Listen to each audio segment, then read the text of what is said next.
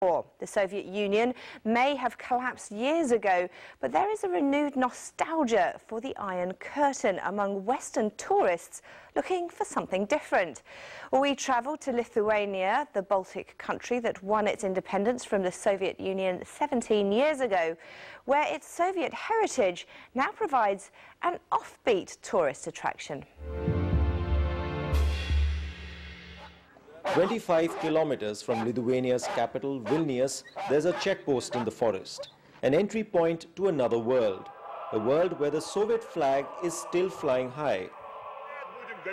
Welcome to 1984, a reality show where participants pay $50 to experience one of the worst sides to the Soviet Union. We were looking throughout Russia, Belarus, Lithuanian markets, putting ads in the newspapers, so it was really fun to get all these things together, to recreate the Soviet Union the way it was. There's nothing false, nothing kitsch, nothing produced, nothing sewn by somebody. Everything is just authentic. We're marched to a disused nuclear bunker built during the Cold War. 5 meters underground, in the damp, stale air, freedom suddenly feels far away. This bunker is massive, with a maze of corridors that very quickly destroys any sense of direction. It's totally different. Normally you lie down on the beach, you go to a party, and this is totally different. It's fun to do, but you need someone to translate it for you. Otherwise you don't understand anything out of it.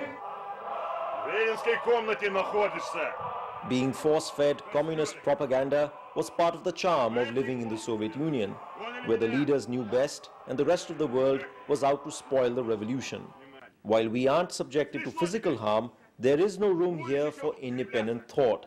The show attempts to break our will, just as it was in the USSR. This wasn't a difficult group, but usually when there are difficult people, we have some dark rooms, and if someone is disobeying or provoking me, either he breaks down or he leaves the show.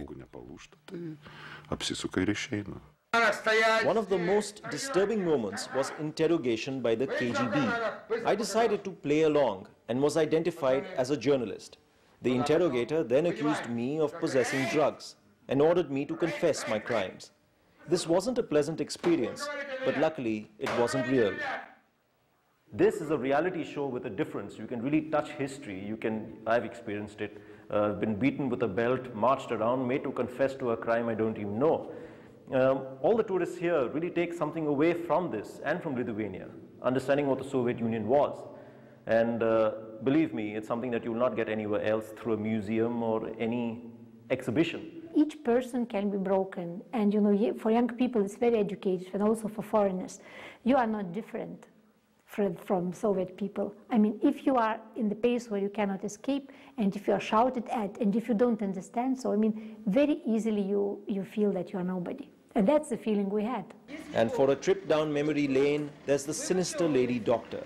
This may be the Western stereotype of life in the USSR, but all the equipment here is genuine and was all that was available in those days. People